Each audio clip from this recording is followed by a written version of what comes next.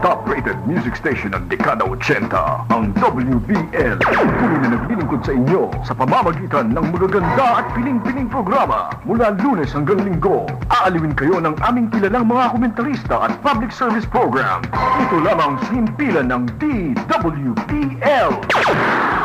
Anong oras na? Anong oras na? Anong oras na? Anong oras na? Edi, oras na para sa Usapang Kabataan. Usapang Kabataan. UPK can be heard every Friday, 7 to 8 in the evening, only here at DWBL 1242. Traffic ba ang problema mo? Mamaya ka na lang magalit. Bakit hindi ka makipagkulitan sa amin tuwing Biyernes? UPK 7 to 8 at DWBL 1242. Sabayan mo na ang homework mo ng UPK tuwing Biyernes, alas 7 hanggang alas 8 ng gabi dito lang sa DWBL 1242.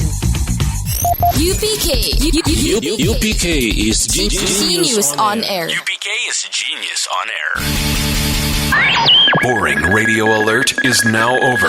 FYI, boring sluggish commentaries are not allowed. Boring, sluggish commentaries are not allowed. Good evening, ladies and gentlemen. Welcome again to UPK. Yes, hello. Good evening, Good evening, everybody. That's the spirit. All right. And today is another Friday, so we will be having a long talk about something that is very special and very dear to all of us because we wouldn't be here without him. The Who is it? DADS, the dads. Dad. Okay. Yan. Father, Papa, Daddy, whatever you Dada. call him. Dada. Popski. Yeah, Popski. That's what you call your dad. Airpods. Airpods. Airpods. Paborito yun ni Daddy, Airpods. Oh, by the way, let us all say good evening first to our two fathers here. Good evening, Father Yuli. Hello, good evening. Yes, good evening and good evening, Don Chito. Good evening. We are lucky to have both these men Fathers. here with us to share this very special episode. We weren't able to do a Father's Day episode, but it's not too late to say Happy Father's Day to each father, our fathers, and to each father that we come across with, right? Yes. So let's make this extra special. Let's make this a very happy episode. So kung kayo po ay nata-traffic or kung kayo po ay merong dinadalang mabigat ngayon, allow us to entertain you, right? Yes. Okay. I won't say how are you. I'll say I'm good. How about everybody here? I'm awesome. Oh, yeah. That's good to know, James. How about you, Zane? I'm doing well. My cough's gone, and Yeah, it's I'm good. feeling excellent again. Aba. You mean cough the one when you go to... never. Ay, nako. Okay. Okay. Alam mo, ang ganda ng aura mo ngayon, Delay. I like it. So Look. I have a big zit. But that's okay. I'm just a little bit tired from school, but everything's fine and I'm happy. That's great to know. How about you? Okay. I'm fine. No, just kidding. Thank How about you, Kurt? Me and Jose went through something a while ago that made me really, really happy. So, And I'd say I'm happy. you didn't Very, invite me. very happy. You had something to do eh. Cue in the sad music. I'm sorry. Oh, yung ganyan ni si James. Since last week may braces na yan. Congratulations! Okay. How about you, Father Yuli? Kamusta po kayo? It's your first time here in our show. Yeah. Thank you for the invitation. I'm glad also to be here.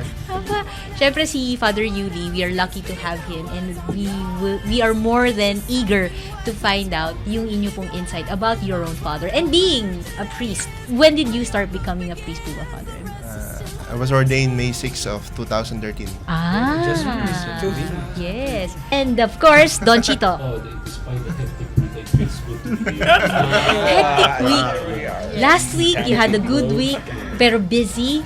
And then the previous week, you were busy, but it's okay. And this week, first time ko narinig sa inyo, hectic week. And I didn't stay. Oh my God. Nothing. Parang nagdaan ka din, Don Chito, sa periodical exams. Kasi sila, nagdaan sa periodical exam eh. Bella is prelim. There is some sort of exam going on. Okay, but at least you have your Friday to unwind. Alright. In this program that will be sit down resting. Oh yeah! Oh yeah! Alright, so let's begin our discussion. We will be talking about fathers, our own fathers. Right? Okay. So all of you, is everybody close with their fathers? Yes.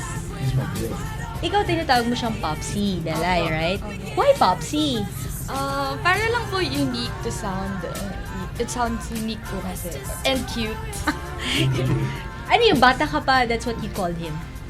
Hindi naman po. When did you start calling your father Popsy?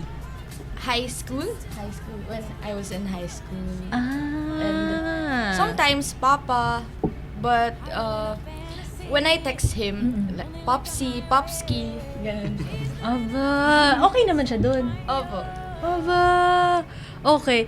Si Father Yuli, siya na una-muna nating gisahin. Joke lang po. Joke lang po. Father Yuli, are you nervous po? Yeah, I'm nervous. Nervous? Father Yuli, balita ko, kasi meron kang kaklase na malapit sa puso ko, na balita ko, bigating ka daw sa basketball court, sa volleyball court, at madalas pala to si Father Yuli. Presidente lagi ng mga school org, ng student council, school commander, right? Totoo ba yan? So, Father... Maybe the first part was true, but the other... I know. Aba, pero Father Yuli, yung credentials mo na yun, na nabanggit sa akin ni Dennis, is that you're a leader. It's like you have this mentality to achieve a certain level of success, not exactly a position or something. Were you brought up that way? Yeah, because with that background of having a dad who is part of the military, he's a policeman. A police. Yeah. And put it further, they are both military men. Talaga? Mother and father. Ay, talaga? So, yung Before she became a teacher. Yes, father. After being together in the service, then my mother decided to be a teacher. She's now a principal, actually. Yeah, yes. Wow. Police and a teacher. Nako, di medyo hindi naman po, kasi ang stereotype naman daw ng pagkakaroon ng mga magulang na either sundalo or police is denumero ang kilos. Hindi naman po. That's not true. That's a stereotype. Yeah. That's not true for everyone. Yes. It doesn't apply to everyone. The square meal does not apply to us. Yung parang di ba yung sa mga pelikula, up, tas subo. March. But the marching, Yes. you could sense sometimes. Okay. Eh di, Father, praktisado na pala kayo pag graduation sa school. Yeah. Even the way we stand, the way we walk, that's part of the training. Talaga? Wow. So, hindi nyo naman po ni-resent yun? No. Oh. My dad was dreaming of me becoming also someday to be one of them, becoming a person serving them. Being a policeman or in the PMA. But God has other plans for me. And it's better that way kasi kung hindi mo sinunod yung plano sa'yo ng Diyos, iba rin ang takbo ng buhay mo. Right? Okay. How about you, James? Are you close with your dad? Yes, ma'am. I even sometimes call him Dods. D-O-D-S, yeah. D-O-D-S? Yeah. Ano sabi niya? Because, di ba panganay ka? You're the eldest? I'm the youngest po. Youngest! Dods. Bakit Dods? Kasi po, nung bata po ako, whenever I see or spell the word mom, it's M-O-M. So, when I was young, I tried spelling my dad's name by D-O-D. Yeah, so, Dods. Yeah, Dods. Hi, Dods. Yeah. Hi, Dad. Ang cute naman ng relasyon niya. Sabi ng daddy mo, okay lang sa kanya. At first, he was laughing. Then, wala na. Okay na. Okay. Anybody here who would like to share a funny thing or a funny story between you and your father? Baka may baon kayo dyan. Mayroon? Pag-iisipan pa?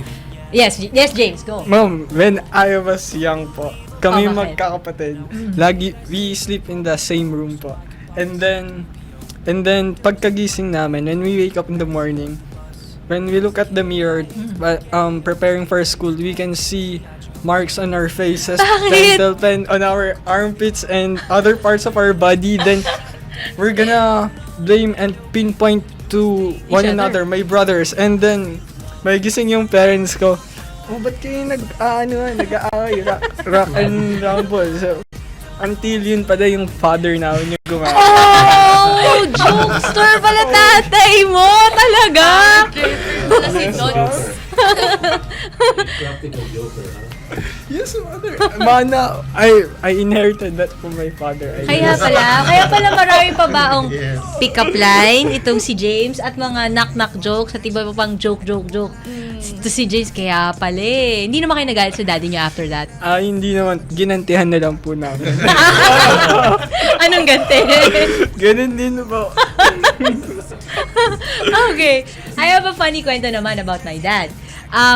Before, kasi sinusundo niya ako from my work. Imagine, I was already working, pero requirement pa rin niya na susunduin niya ako sa trabaho. Tapos one time, he pretended that he was so drunk, tapos yung pagdadrive niya talagang ginaganon-ganon niya, yung wobbly talaga, nakakatakot. Kasi kinukulit niya ako, mag-aral ka na mag-drive, ang kulit-kulit mo, galingan mo pag nag-aral ka. Siya rin na naging teacher ko. So he was swerving the car left and right. It was so scary. But the whole time, he had control. Kasi naman siya meron siyang professional driver's license. So before siya nagtrabaho sa sales, isa siyang jeepney driver. To put himself through college, nag-jeepney driver siya. Tapos, sabi ko, Daddy naman ano ka ba? Sabi niya, takot ka, no? Ganun lang kasimple sa tatay ko. O, diba? Pero po nagka-experience rin ako yung when my dad taught me how to drive. Nakakatakot. Bakit? Para po kasing sila po yung may hawak ng manibela. Oo, diba? Opo. Yes. Yes. Avid fan din natin, father, ang tatay nito Every night. Every Friday. Very memorable sa akin yung nag-text yung kanyang daddy nung breakup stories, tama? Ang sabi ng daddy niya, i-share mo yung mga kwento mo tungkol sa mga boyfriend mo. Naalala ko yun!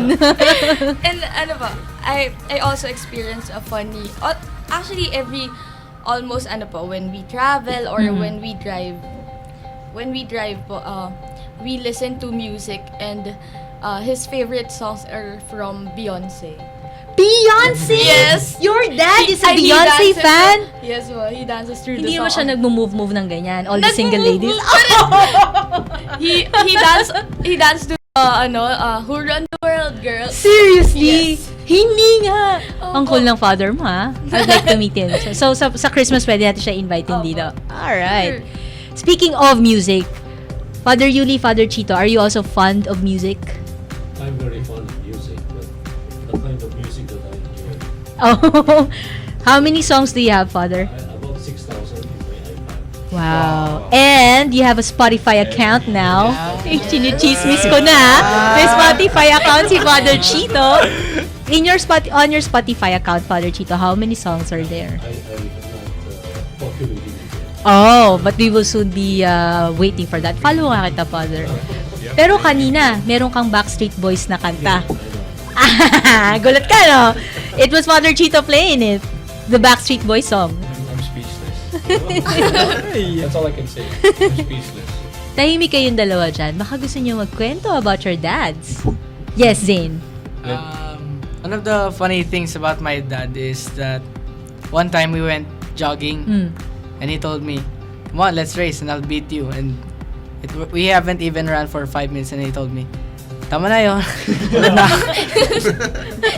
Ayun na, tapos na. Break time na.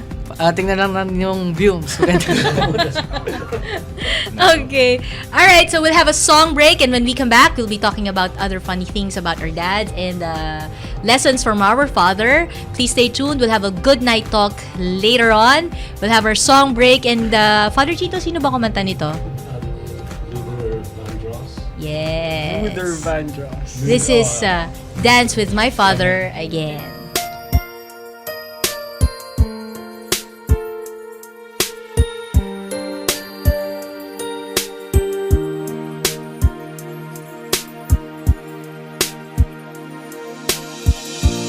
That when I was a child, before life removed all the innocence, my father would lift me high and dance with my mother and me, and then spin me around till I fell asleep. Then up the stairs he would carry me, and I knew for sure I was loved. If I could get another chance, another walk, another dance with him, I'd play a song that would never ever end. How I'd love, love, love to dance with my father again. Hello, everybody. Another good evening to all the listeners of UPK. Now it's gonna be time for my segment, which is What the Fact. And for this Friday, I have a special tidbit of the fact that I'll be giving to you. You see, I'll be sharing about the Battle of Karasan Neves. What is that? You see, this will really make you go, what the fact? Yeah. Because, see, these soldiers were fighting the good fight. It was the 7th Crusade. The battle happened on the evening of September 15, 1788. 100,000 men marched to the city of Karansebes to defend it from the Ottoman Empire. And here's where the facty thing happened. Mm-hmm. It's so, what the fact? About half the army, which was composed of hussars, a form of medieval royalty, marched across the river Timris to set up a scouting camp. All right? But while they were scouting, they meet a band of gypsies who sell them schnapps. What is that? It's a kind of alcoholic drink, yeah. So they get drunk. During that night, the rest of the infantry sneak over the river, and then they meet the hussars. But they're drunk. And one of the hussars assumed that one of the infantrymen was a member of the Turkish army, so he fires a warning shot. The infantry, who think that the Ottoman Empire have already arrived, decide to fire shots back at them. So basically, it just turned into a one-sided massacre in the favor of the Ottoman Empire. Infantry against hussar, bullet against bullet. And to think that the soldiers there were from different parts of the world. I mean, there were these Germans shouting, "Halt! Halt!" And then the French, on the other side of the river, assumed that they were shouting, "Allah! Allah!" So they already assumed that the Ottomans were there. See? Like, from your faces right now, I can already feel the factiness. I know. The factiness that has been introduced into the room is just too much. Yeah. Thank you. To expunge this, I think we really need to move on to the next segment. Zane, take over. Thanks, Kirk. For this, for our usual What's in the New, I have a really special movie review for everyone since our topic is about fathers. So I'll do a review of Papa Francisco. Woohoo! Although the movie is subtitled, the movie is very beautiful, and I suggest everyone to watch it since it will teach you, or you get to see this side of Pope Francis that you may know or have not known. Or that we know, but then there's so much more to learn from. Yeah. The movie is actually based from a book. The book was written by a reporter who got close to Pope Francis. Pope Francis. Yeah. That's interesting, Zane. From a young age, we can see that Pope Francis really wanted to be a priest. He wanted to enter the seminary. He read a lot of books, and he was influenced by his grandmother. Oh, so it is because of his grandmother that he became a priest. Yeah. Ooh. And he really likes helping people. For me, it's like Don Bosco, but for Jesuits, because during that time, there was a dictatorship in Argentina. So, what Pope Francis did was he snuck out some Jesuits from military. From military concentration camp. And we can see how simple his life is. Pope Francis wanted to travel in public transportation. Yeah. He doesn't want to be who he was then remains to be the same he is now. Yeah. Even as an archbishop, even as a pope, even as a simple priest, he was still the same from the start. Wow, thank you, Zane. His parents were very close to the Salesians, and that's why his grandmother to his grandparents too. They came from the place of Don Bosco in Turin, in northern Italy, very close to Turin. And one of the reasons why he is close to the Salesians is the fact that one Salesian lent his parents money for them to be able to recover because they were at a low ebb. They were having financial difficulties, and it was a Salesian who lent them capital to start all over again. If my memory serves me right, I think I remember Pope Francis having half of his left lung left inside his body. So he's really...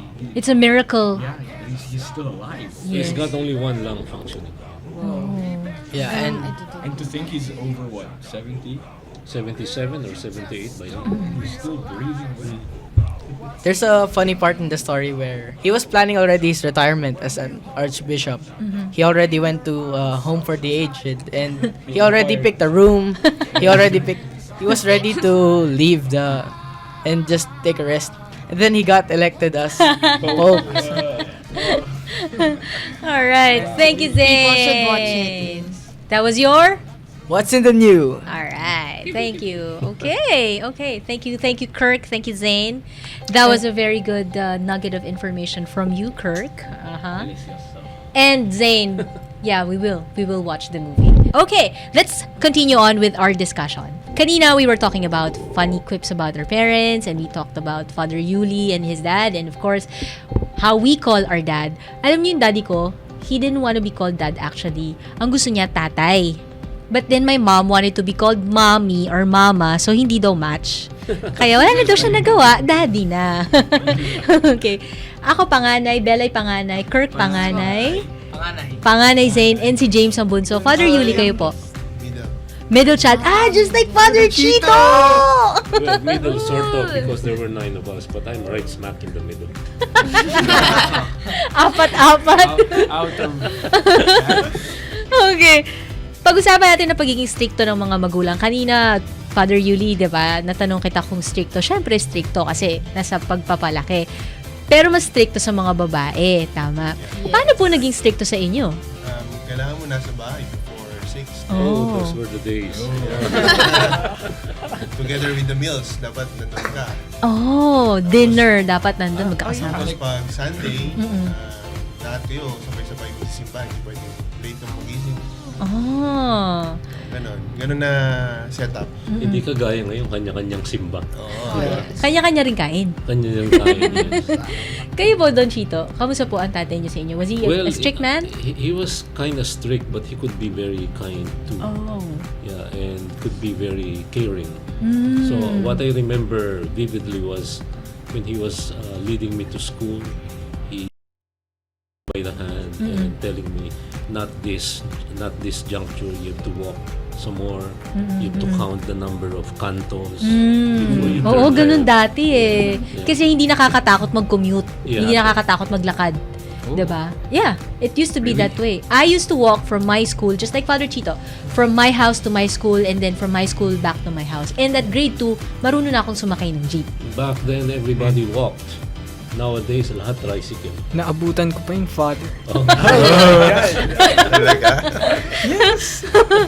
Pero iba, hindi kanto ang binibilang. Yung footsteps ko. Gaano karami bago makarating po ng school. Tsaka kumaliwa, kumanan. But I can also relate to Father Yuli po. Bakit? Oo nga. Sige, magandang kwento yan sa'yo, Bella eh. Because my parents want also to eat dinner or lunch. Magkakasama. Magkakasama talaga. And we also go to church every Sunday na magkakasama. Dapat complete. Ganun yata po, no? Yung parang sa mga tatay, hindi man sila kasing nurturing ng mga nanay, but it is important for them to be together at a certain time or day of the week, at a certain time of the day. I think it's a culture that Filipinos have. Okay, now let's talk about memorable trips. Memorable trips with your dad or with your mom.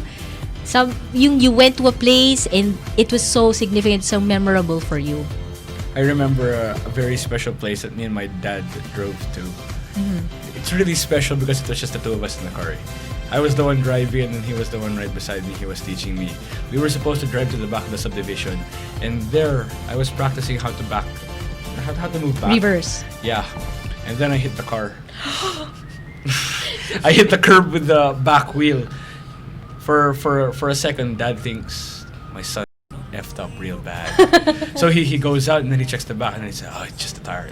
So he goes back inside, and then after that, on the way back, I'm still driving back home, and he says, "Let's tell your mom something weird happened. Like you hit a car while we were driving outside." So that's what we do.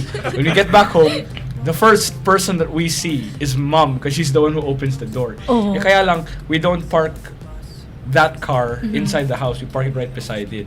So when we walk inside, we're like, Mom, bad news. Very, very bad news. And then Dad's also playing along. He's like, yeah, Mom. May nabangga si Kirk. Then he's like, then like Mom freaks out. She's like, may babayaran ba tayo? And then it's like, hindi ko alam. We're going to see them in court this Sunday. This Sunday. And then like Mom just She lost it. Yeah, she just lost it. How did you calm her down? To think kasi that it was also her car that we were using. That was the worst part. Yeah. How did you calm her down then? Yeah, of course, she bolted out. She looked at the car. Then ano nangyari? Of course, she wouldn't notice it first, and we were like, Wala naman talaga nangyari. Okay. Anybody else? I can't say a memorable trip because all of them with my father is memorable. But there's this one time during my childhood that I can't forget. It's when my father was bringing me to school, where I was in a Volkswagen, no aircon, and we were singing. Yung pabilog pa. Yeah. Okay. Father was bringing me to school. I think kinder or prep, and I could just see this my father singing New Wave while we drove to school. And I don't know why, but it's one of the funnest and happiest memory of me going to school and me with my father. I always remember it. Nice. That Volkswagen and my dad singing New Wave. You know what? Like I remember a story that's so similar to that. You see, all of us in the car were boys. Like Mom and Candice needed to bolt out of the car to buy something quickly at mini stop.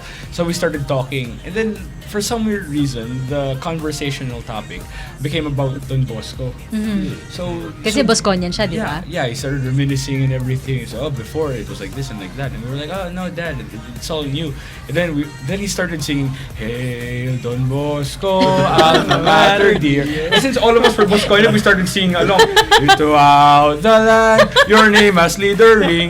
And then Mom comes in the car, and then when she opens the door, as in the sound so loud, it goes out of the car, and the people start looking. What are these people? Ganun yata yung pagka Bosconian, no? Iba yung nabibit-bit. Because Don Bosco is also a lover of music. Yes. Yes, right? Okay. Yung pagiging strict ng mga magulang, do you resent it? Is there anybody? I respect it. No. I understand what they do. That's good to know. That's good. Even you, Father Yuli. Yeah, I don't resent anything about the strictness of my parents, especially my dad. Yung mas ngayon na-appreciate ko pa nga yun. Being an educator, being a priest also. And at the same time, siguro, father sa mga estudyante. Yun yung ina-apply ko lang. Natutunan ko. Kasi, you know, sabi ng daddy ko, I remember, wag mong kagalitan na stricto ako sa inyo kasi iyan yung magdadala sa inyo sa pagtanda ninyo dahil kakaiba kayong bata dahil hindi kayo kagaya ng lahat. That sounds so different at the time when he told me that. I was like, hindi nga ano ka? Sa isip-isip ko lang yun. Yeah. Di pwede. Ano ka? Problems. Oh, di ba? Yeah. Yes. Everybody can come home at 8. I cannot. Dapat 5:30 nasa bahay na ako. Sabi niya sa akin, bakit hindi? Andyan lang school mo, maglakad ka. 5:15, dapat nga nandito ka na eh. Sabi ko, hindi naman ako pwedeng tumakbo. Hindi, yung pagiging stricto ko sa'yo, ma-appreciate mo yan pagdating ng panahon. True enough. When you're a kid, you resent what they do. You think that why do they have to do this? Why do they have to tell me this? But you're gonna later realize that Yes. they're doing it because they care and they love As love you you. were growing up, diba, you're realizing a lot of things. Like, my friends always ask me if, hindi ka ba nagsasawa or hindi ka ba nahihiya na until now, your parents doesn't allow you to go out with friends or overnight outings like that. And I say, no. Because But they do allow you to be in UPK. yes, that's the only exception. You see, that's the thing I like about strict parents. Because when you get to relate with someone who also has strict parents, and then you realize that you guys are a completely different kind of people from the rest of the batch, you're like, yeah, I think it's just right that my parents were like that. I mean, buti pa ako may ganito ako. Buti pa ako naghuhugas ng pinggan. Buti pa ako nag-aalala. Yes. So that's how fathers treat the eldest sons, huh? Yeah. I would rather have Palibasa bunso. I would rather have strict parents than parents who don't care or don't even mind what's happening to the children. Wouldn't bother to text, wouldn't bother to call. One thing though is a lot of young people should disabuse the mistaken notion that being strict means being nasty. It just doesn't follow. Being strict means being caring. Oh. Are you both? KJ. Are you both strict as Father Yuli? Are you a strict kind of priest? A strict kind of you are? Yes. Ganun ba? Father Yuli. It just Didn't means experience them. it just means he follows a system. That system is consistent. And the strictness is in the consistency. The consistency that when young people see it, they begin to appreciate in no time. You just have to be consistent. Kids who learn to appreciate the value system that their parents are giving them also have a different way of looking at life when they are on their own. That's one thing that I read online, and kids with strict parents are consistent as well by saying na I am more disciplined than others. Not that I'm looking down on others, but I have a set of values in me that no one can take away. I've also read something from the internet. Multiple studies have documented that children who have authoritative parents that is both firm disciplinarians and warm, receptive caregivers are more competent than their peers at developmental periods including preschool, school age, and adolescence. I like that word, authoritative, as against authoritarian. They are very different. Okay, let's take a break, and then when we come back, we'll discover more about stories of our father. Please stay tuned. And if you have any comments, any suggestion, anything that you would like to let us know, we have our Twitter account. That's UPK Genius on Air. Our Instagram account is Genius on Air. Yes, and we have a new name, on Facebook. That's www.facebook.com/UPK Genius on Air. You sheltered me from harm, kept me warm, kept me warm. You gave my life to me, set me free, set me free. The finest years I ever knew. I had with you, and I would give anything I own, give up my life, my heart, my home. I would give everything I own just to have you back again. Is there someone you know? You're loving them so, but taking them all for granted. You may lose them one day, someone takes them away, and they don't hear the words you long to say. Okay, welcome back. Welcome back, everybody. Yes. Yes. Thank you for waking up. Okay, so let's do our shout-outs. We'd like to say hi to Miss Juanita Salvador Buris from Chicago, Poem Eloriaga and his family, and Patrick Canon from Manila, Clodoaldo Anago from Calamba. I think, Father, he's your friend. Yeah. Yeah. And Also Nitz from Chicago. Okay. And then si Tito Jeff Alcaway of Mati. Okay. And then Lynn Morales from Mindoro Oriental, Lot Makasaet from Tacloban. Also mutual friend with Father Chito. And Vincent Paul Salbalboro from Kanumay, Bulacan, Mercyville Bar Julian from Kidapawan, and City Atasa Shivet from Iligan. Hey. Yes. Shout out to my parents, family, relatives, and to my teachers, and to all the UPK listeners, and of course to Patricia and to Tita Lily. Nice. All Kaozappers and to my classmates, friends, student council, and my family. Hi. Hello. I'd just like to say hi to everybody, but a very, very special hello to you, Dad. Shoutouts to Marcus, Leonard, Gino, Paul, to my family, Sir Melvin, and to ex Kowalski. And our number one fan daw, don't forget si DJ Squishy. Here's a special hello to my friends, young friends in Virginia, Northern Virginia. Well, I'll see you in December. Father Yuli. Fathers, my co-fathers. And of course to your family, Father Yuli. Okay, so let's begin again our discussion. Pag-usapan ulit natin ng mga tatay. So parang pang feeling ko medyo parang nire-reveal natin yung mga tatay-tatay natin. Baka sabihin nila, "Oy, kayo baka kung ano i-reveal nyo tungkol sa akin doon." Joke lang. Okay. Speaking of nakakatawa, any knock-knock jokes from your dad or funny things that you share with your dad? My dad calls me health confused instead of health conscious.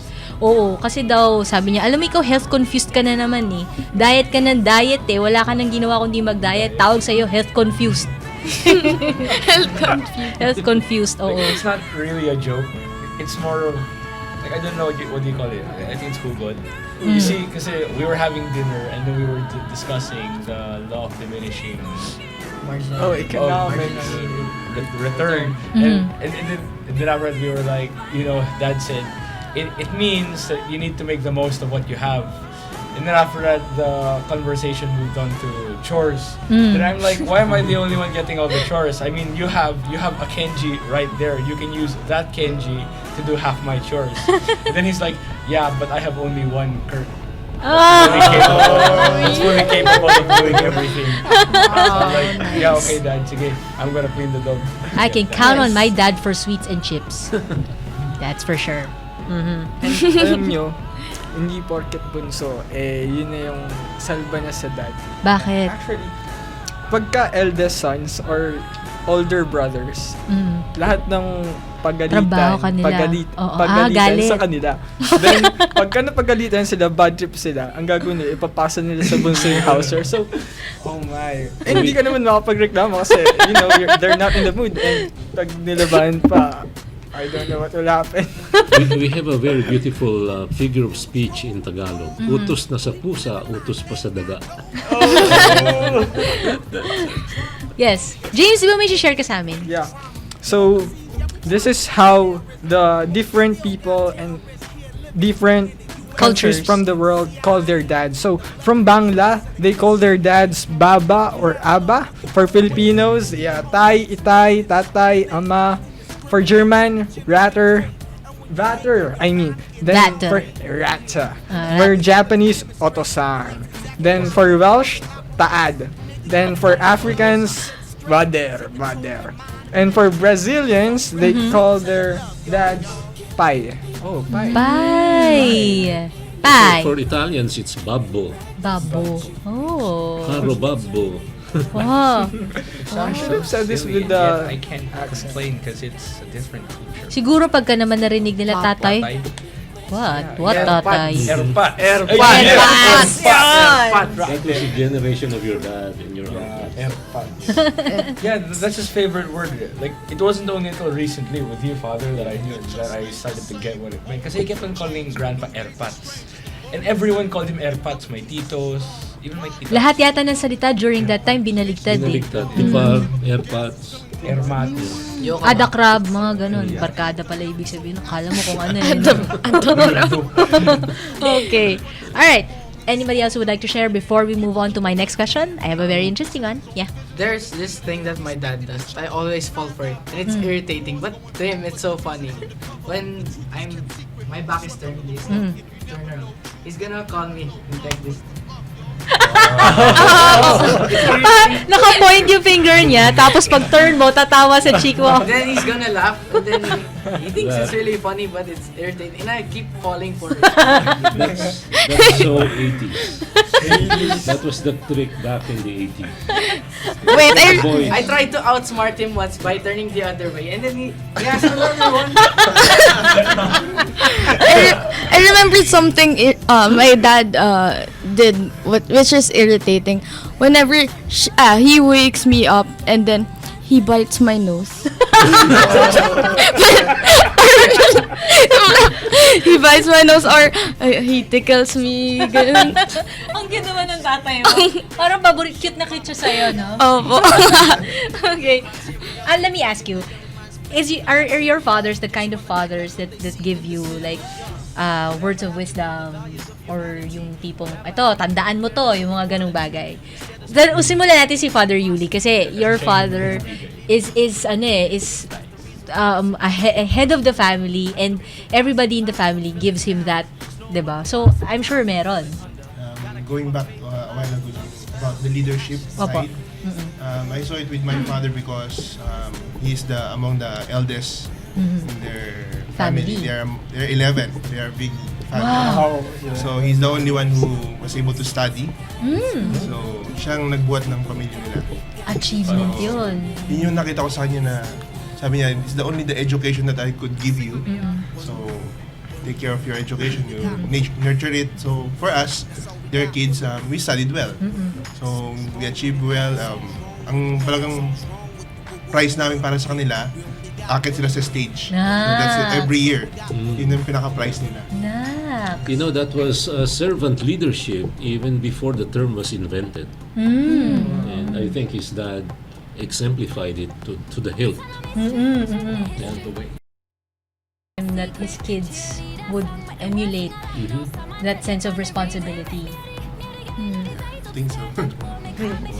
Pero yung mga dads daw po, no, matipid sa salita pero pag narinig mo, yun na yun. Parang si Father Chito. Don Chito. Yes. Ayaw niya masyadong tatanong dito sa UPK, pero pag nagsalita siya, lahat tayo, tumitimon. Okay. Now, do you think that there are sides of you that you have acquired from your dad? Like, say, the looks. You, Kirk, I can see your father. You, when I met him, I can see how Kirk would look. You see, like, how handsome he is? You know, I think he's the only person I know that's awesomer than me. You gotta give it to the guy. Yeah, of course. Anything that you share with your dad? Ako, I looked like my dad when he was in grade 6. Nakita ko yung picture niya, naka-crew-cut siya. Tapos, pinagtabi ko yun sa picture ko when I was in grade 6. Pero ako, pareho kami palang payat. So, nung pinagtabi ko, sabi ko, ganyan ba rin ako pag naging lalaki ako? Ha? Okay. What else? When I was a kid, I used to hate being, awakened early. I wanted to sleep a little longer, stay on bed. Your dad also hated? No, but you know what? I'm a morning person. Yeah, di ba, Father? Yes, I'm a morning person. I cannot stand being in bed up until, when the sunshine is already up there. No, I wake up every day at 4:30, and I got that from my dad. For me, my dad, I got the service thing, yung nagsisilbi sa mga anak, sa mga tao. Hindi ba nakakapagod yun on your part, Father Yuli? Yung parang hindi kasi sa pagiging isang sa paninilbihan, wala ka kasing hihinging kapalit eh. 'Di ba? Yung hindi ka pwedeng manilbihan na may ina-expect ka something in return. Nung time na yon na tinuturuan pa lang kayo ng father mo, parang iniisip mo ba na ano ba 'to? Parang nakakapagod naman 'to. Hindi, kasi lumalaki kami, nakikita namin yung disiplina at the same time yung respeto ng tao sa kanila. before, right now, you could see the image of those who are in the clotter, yung mga policemen or military. It's very different. Yeah, Ang sa amin, police yan, respetado yan. Kayo po ay laki ng Pampanga? Yes. I think that is very important, the respect of the community. I also saw that in my parents. You know, my father would be consulted about certain things. And you would see that when they come to the house, there is a certain air of respect. And that's very important for us growing up. Yun din ang sinabi ng tatay ko na kayo, huwag kayong gagawa ng kalokohan kasi hindi kayo yung mapapahiya. Kami. Anak ni ano yan, anak ni Jun yan, anak ni Hermilena yan. Oo, totoo. I grew up with that. So ako, ingat ako na magkamali. Pero there was a moment in time na nagkaroon kami ng rift ng daddy ko. When I was in college, medyo magkahiwalay kami na parang ayaw niya sa akin kasi I was with a guy, I had a boyfriend and ayaw niya. Ayaw niya. Sabi niya sa akin, hindi ka asenso dyan. Ganyan. Dami. And then, when I graduated in college, I saw the look in his eyes and I saw he was filled with so much light when I was called on stage because I got a leadership award. Sabi niya, ay batongan ako 2 beses ako pumanik ng stages. Saya ng daddy ko. That was when we had a reconnection. Tapos niregaluhan niya pa ako ang graduation gift ko. So sabi niya sa akin, sabi niya, bati na tayo Yun yung sinabi niya sa akin. Pero after I broke up with that guy, I realized tama siya eh. The whole time he was right. The whole time. That was 7 years. 7 years. My father and I, we had a very difficult kind of relationship. He must have been jumping with joy after you broke up. But I didn't tell him. He was just like, ano sabi ko? He already knew. Okay, speaking of that, do you have anything that you would like to share before we give the floor to Father Chito? Philosophies, teachings of your dad. It's not about, there's nothing wrong about the fathers being strict. And it's just that they have to explain why they are being like that. Kasi pag pinagbawalan mo lang sila sa ganito or pinagalitan mo lang sila sa ganito without explaining why you did it, ang dating sa bata, hindi nila maintindihan. So maybe the reason why that nami-mislead yung mga young sa street na word as being nasty because of that. And whenever child like us, explain, there's nothing wrong about explaining, it's how we explain it. So maybe kaya nami-mislead din yung parents na sa atin, ako nag-explain lang porket ikaw mas matanda, bawal na akong magsalita. Maybe it's the way you explained it to them. It's about communication. That's exactly what reason, religion, and rapport in Don Bosco's preventive system is all about. Reason means you've got to explain why. You've got to give them the motivation. Why you're told not to do this, to avoid this. There must be a reason. And that reason, when understood, will hold. Yes. Speaking of motivation, Father Chito, I had to share this. Whenever my dad looks tough on the inside and he looks strict and serious, but he is really prayerful. Like when I study hard for an exam or for my subject, he always tell me that konting aral, maraming dasal. Yes, my dad also tells me that. Ang galing pagkaibigan siguro yung tatay natin, no? Pagkaibigan siguro, no? My father gives, he doesn't usually give quotes or like that.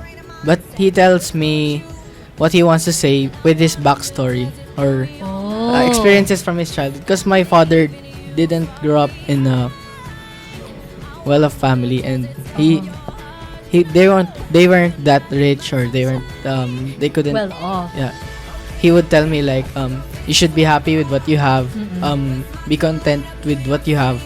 When I was a kid, that yung 10 pesos daw niya na baon, I know that. Panlaro niya na daw ng Game & Watch yan pag uwi. Game & Watch talaga. And he tells me what he wants to say with his experiences during his childhood.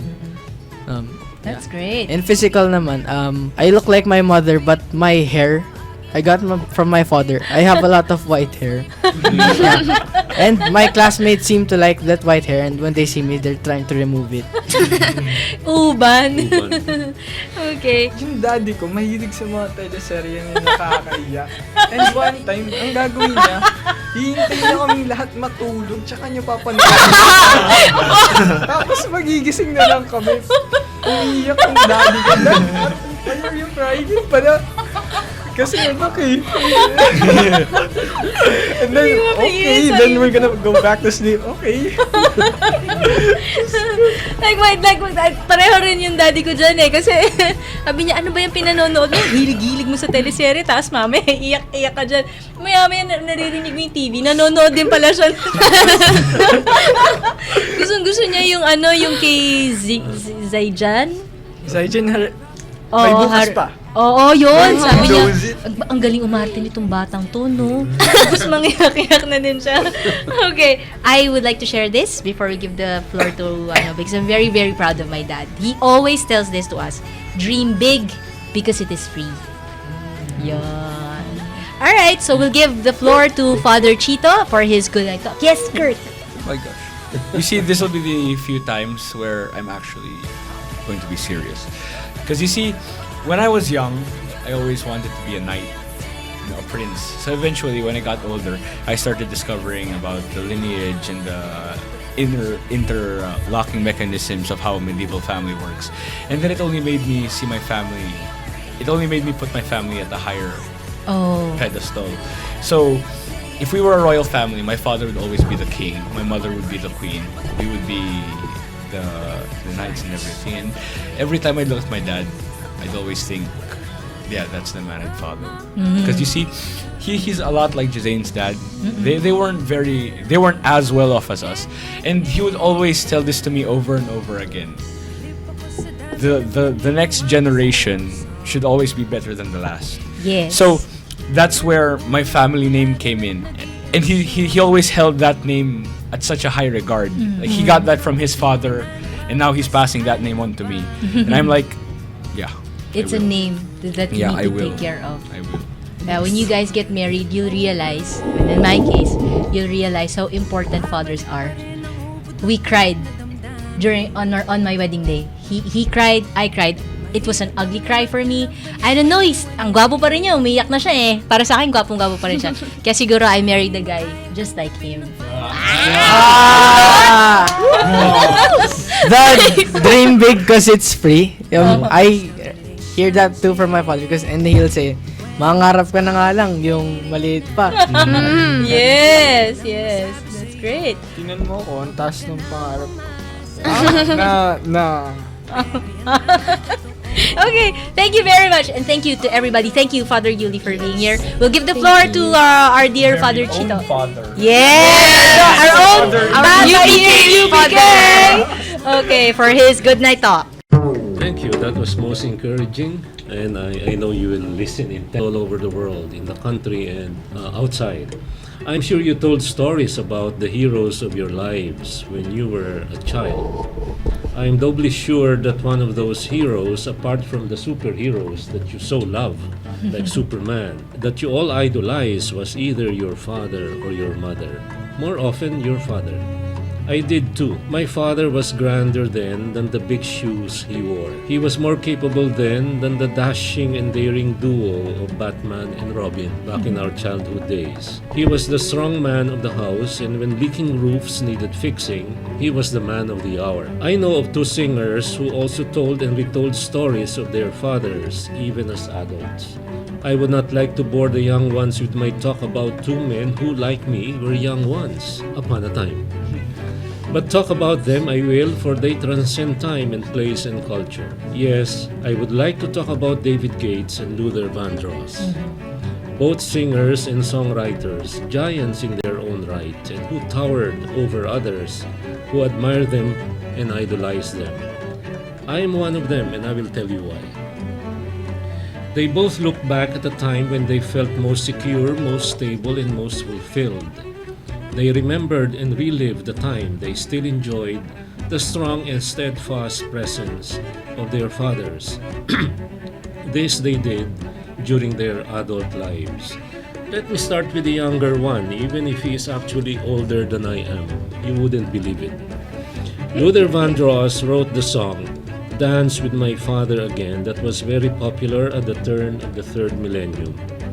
He recalled the time before he was 8 years old, the year his father died of diabetes complications. In his middle-aged years, at the prime of his career, but at a time too, when his mother was also suffering from the same health concerns, and in her waning years, when he too was already showing signs of failing health, he was reminiscing. And his thoughts raced back to the early years of childhood, when his father and mother used to dance, when he was taken up in the strong arms of his father to dance together. He pined for those times and allowed himself the luxury of dwelling on happy memories of the past. Tonight, you have not just dwelt on such memories, you live them, and I can read in your eyes, you really mean every word you said about your dads. You reveled in them, you laughed, perhaps you also inwardly cried, like Army right now. Yeah. You rejoiced, you experienced feelings you usually don't experience in the course of a normal day, all in the course of less than 1 hour. The good book tells us that there is a season for everything under the heavens. Kohelet says that there is a time for everything under the skies. A time to cry, a time to laugh, a time to sow and a time to reap, a time to be born and a time to die, a time for everything under the heavens. It is okay to reminisce.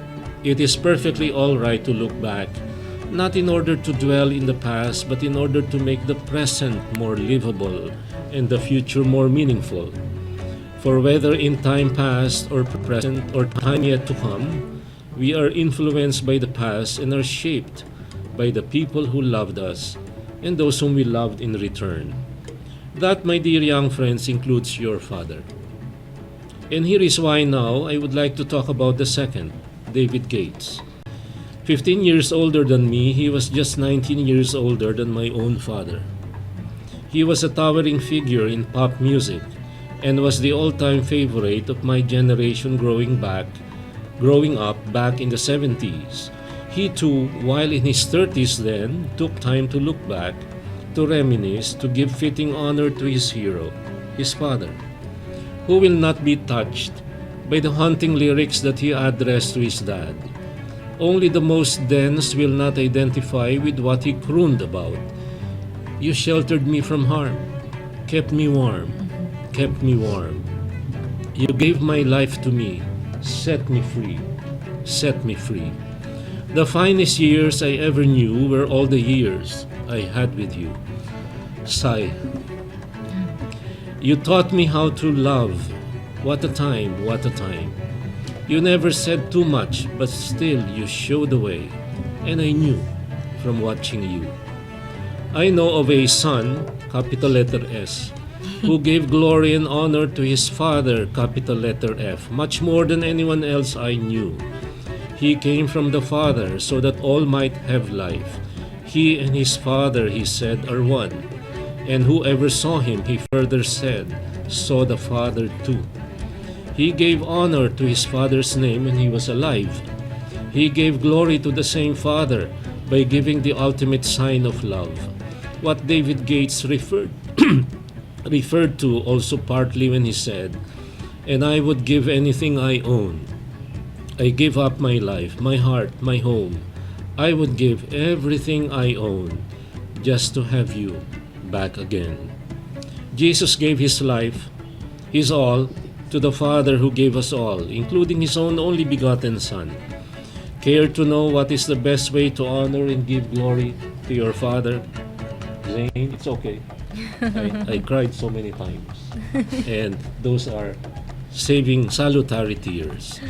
Do like Christ, be like him, who obeyed his Father's will perfectly, all the way to death on the cross. Now here was one nice guy, an ultimate hero that is worth emulating and imitating, beyond Vandross, beyond Gates, and now that you are still young and you still have your heroes around, I would counsel you to start fulfilling what the fourth commandment tells us, to honor your father and your mother. You do not have to wait until they are gone to honor them. You don't have to let time pass by without doing that one thing that God commanded us very clearly as part of His commandment to love others. If you can't get convinced by my words, then be convinced on account of David Gates' words.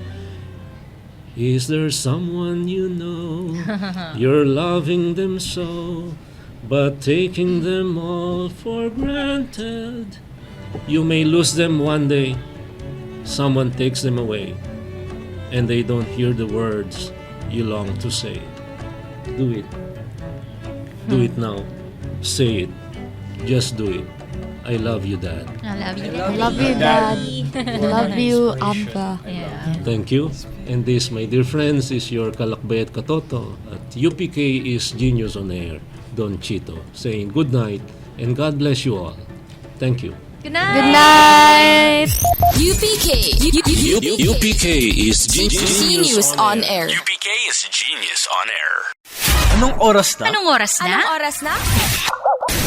Anong oras na? Edi, oras na para sa Usap Pang Kabataan. Usap Pang Kabataan. UPK can be heard every Friday, 7 to 8 in the evening, only here at TWBL 1242.